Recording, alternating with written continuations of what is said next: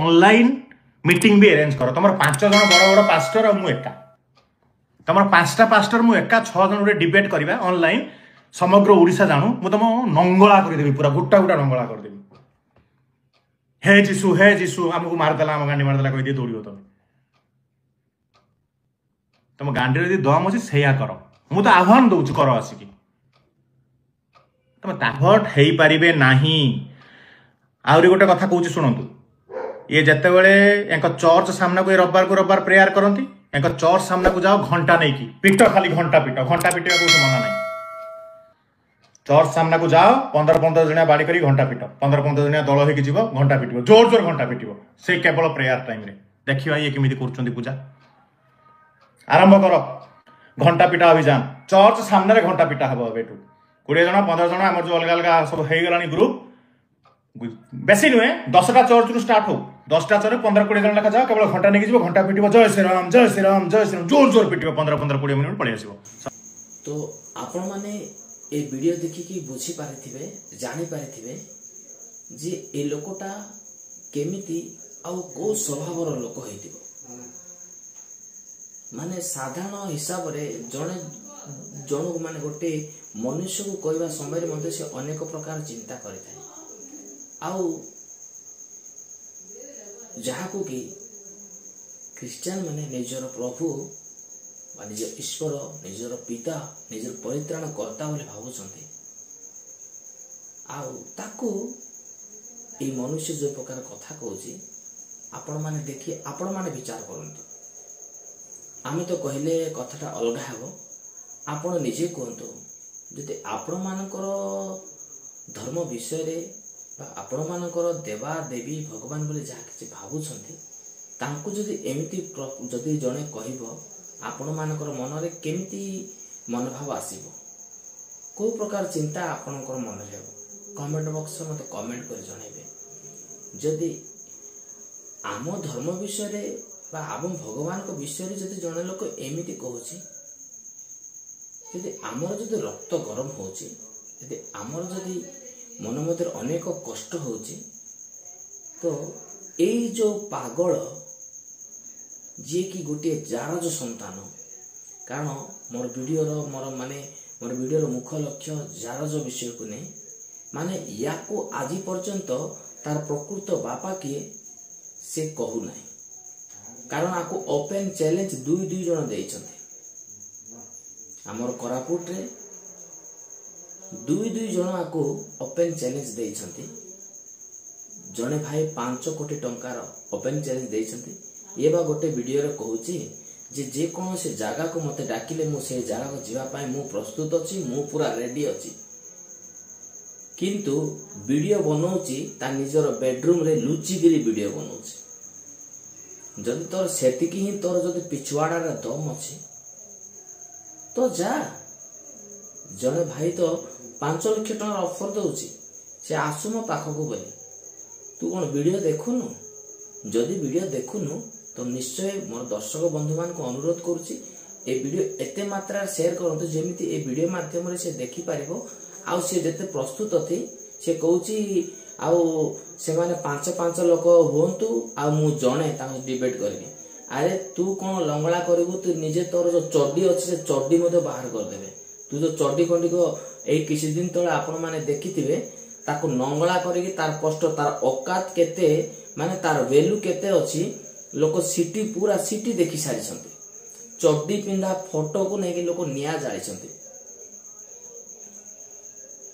इतिश कुमार प्रधान जेति की कहि कोन बोली कहि छथि जे आर वैल्यू कोन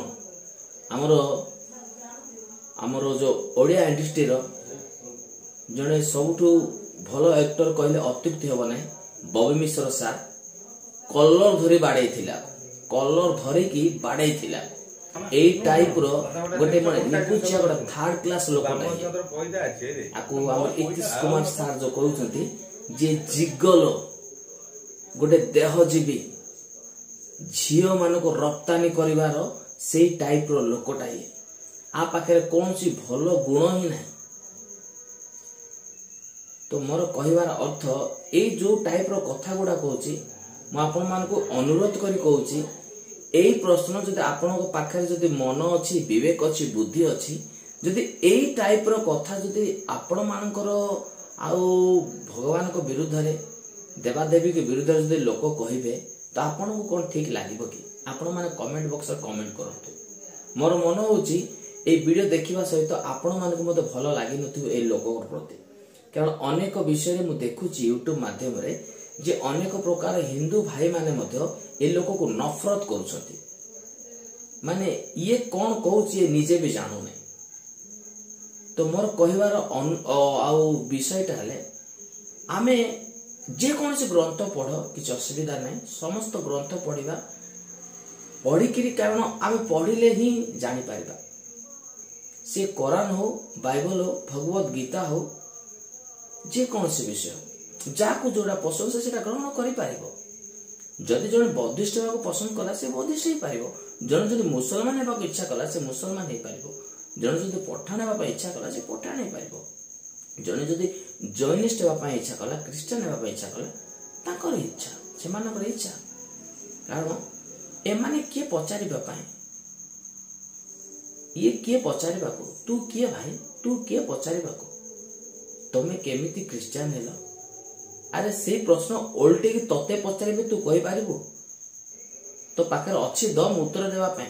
अरे पागल मोर कहबार उद्देश्य आमे प्रथमे आम विषय को आमे प्रथमे भल जानिबा दरकार मो निज बापा को मु प्रथमे चिन्हिबा दरकार मो निज परिवार को मु प्रथमे चिन्हिबा दरकार जदि जदि मु मो बापा को ही चिन्हि नै अन्यर बापा को मु कोन चिन्हिबी। तो आम ग्रंथ को आमे प्रथमे पढ़िबा दरकार आम ग्रंथ रे आमे माने आम ग्रंथ रे विषय आमे प्रथमे माने परफेक्टली जानिबा दरकार जे आम ग्रंथ रे केते मात्रा रे आउ भल विषय अछि आउ केते मात्रा रे शिक्षण विषय अछि आउ केते मात्रा रे आउ उत्तम विषय गुडा अछि सेटा प्रथमे आमे जानि के आमे अन्य ग्रंथ को आंगुटे देखैबा दरकार।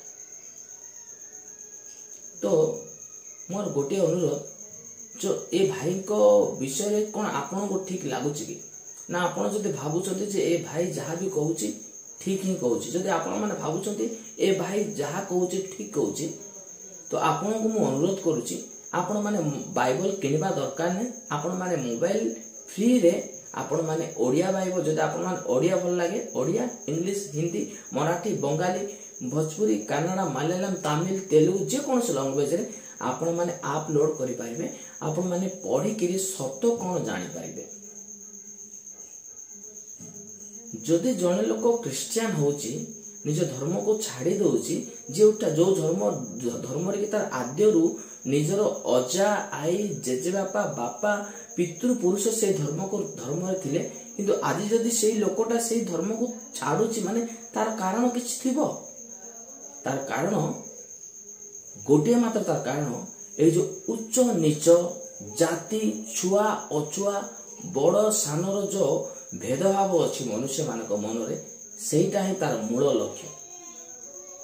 लोक माने तो से पड़े से मत छुई देला ये अछुआ आई गला ए जो छुआ अछुआ वर्ण भेदभाव ए सब ही तार कारण जदि आम समस्त जदि सब जाति समान बोली जदि मन करबा समस्त पाखरे फॉरेनियर माने कोन कले तांका पाखरे से गोटे स्वभाव थिबा जगु से माने अनेक जदि आपनको पाखरे भी सेमति मन अछि तो आपण माने मत आपनकर ग्रंथ को आपनकर शिक्षा को लोक मान आगर पहुंचबा दरकार।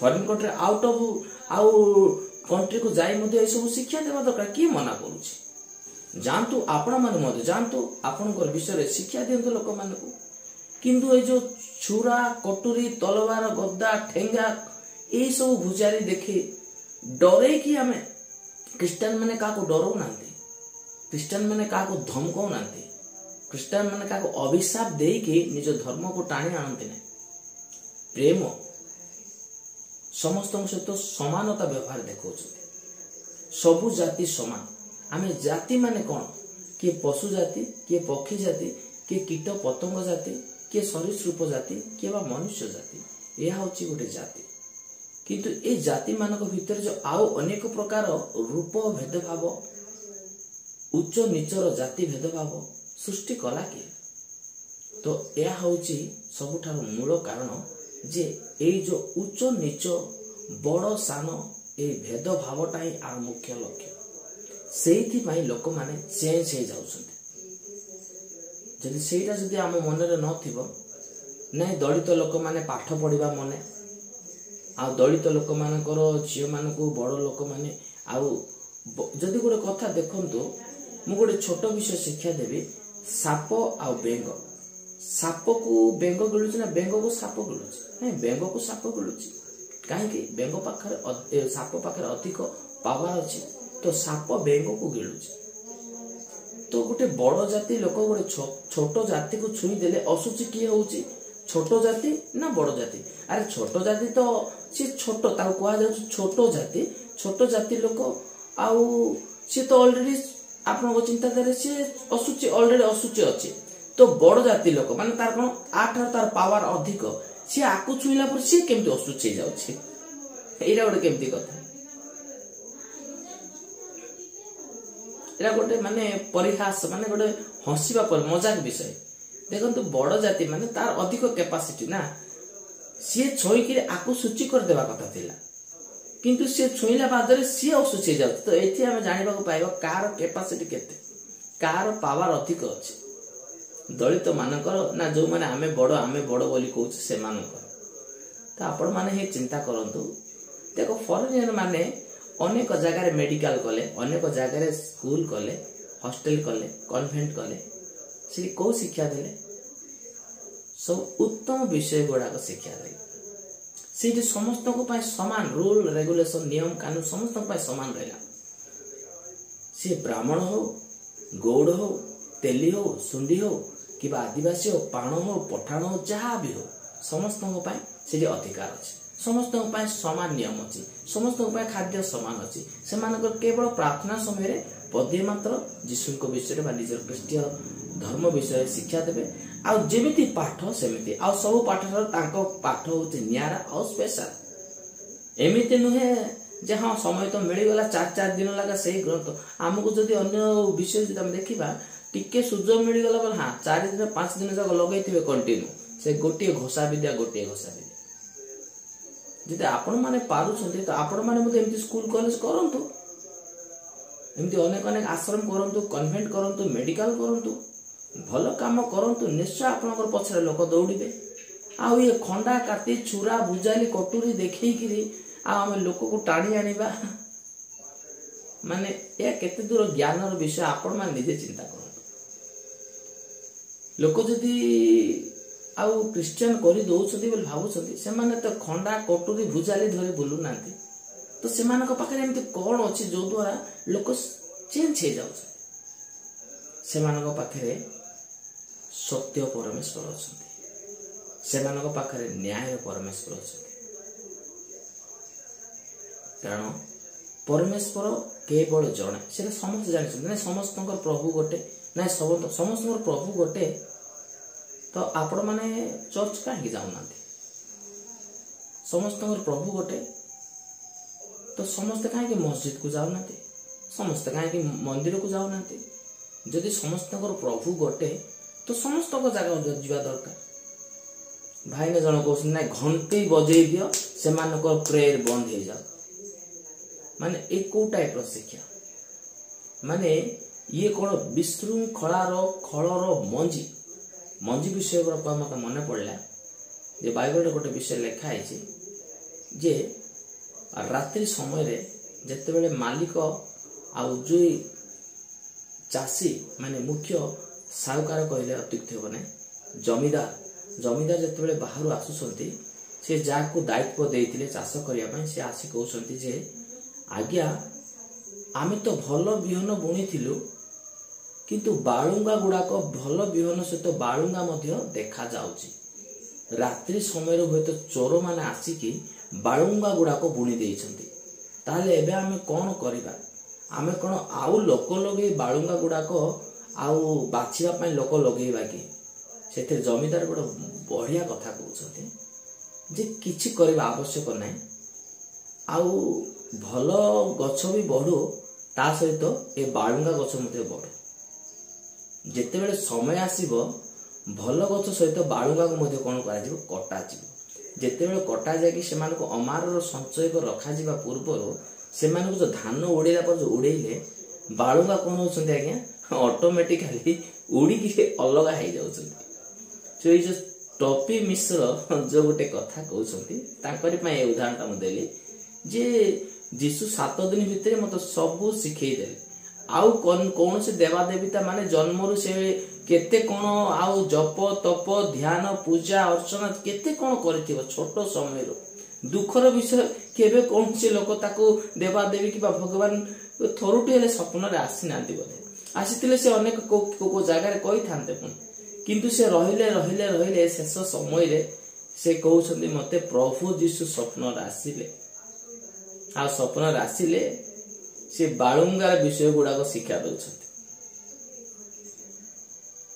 ଆମେ ଅନେକ ଜାଗାରେ ଦେଖିବା ଯୀଶୁଙ୍କର ଶେଷ ବିଷୟ ସେ କହୁଛନ୍ତି ଯେ ଜଗତର ସେଇ ଆମର ଟପି ମିଶ୍ରଙ୍କର ପଦ ପର୍ବରେ ସେ ମାଥ୍ୟୁ 28:19-20 ଯୋଉ କହୁଥିଲେ ଯେ ଜଗତର ପ୍ରତ୍ୟେକ ଜାତି ନିକଟକୁ ଯାଅ, ଆମ ନାମରେ ସେମାନଙ୍କୁ ଶିଷ୍ୟ କର, ଆଉ ପିତା ପୁତ୍ର ପବିତ୍ର ଆତ୍ମାଙ୍କ ନାମରେ ସେମାନଙ୍କୁ ବାପ୍ତିସ୍ମ ଦିଅ, ଆଉ ଆମେ ଯୋଉ ଶିକ୍ଷା ଦେଲୁ ସେ ସବୁ ତାଙ୍କରକୁ ଶିଖାଅ। କୋଉଟା ଆମେ ଯୋଉ ଆଜ୍ଞା ଦେଲୁ ସେ ଆଜ୍ଞା ଗୁଡାକ ସେମାନଙ୍କୁ ପାଳନ କରିବା ପାଇଁ କୋଉ ଆଜ୍ଞା ଗୁଡାକ ଲେଖା ଅଛି ଯେ ଚୋର କର, ଚୋରି କର ନାହିଁ, ଡକାୟତ କର ନାହିଁ, ମିଥ୍ୟା ସାକ୍ଷୀ ଦିଅ ନାହିଁ, ନିଜର ଈଶ୍ୱରଙ୍କ ଛଡା ଆଉ କାହାକୁ ଈଶ୍ୱର ବୋଲି ନ ମାନ।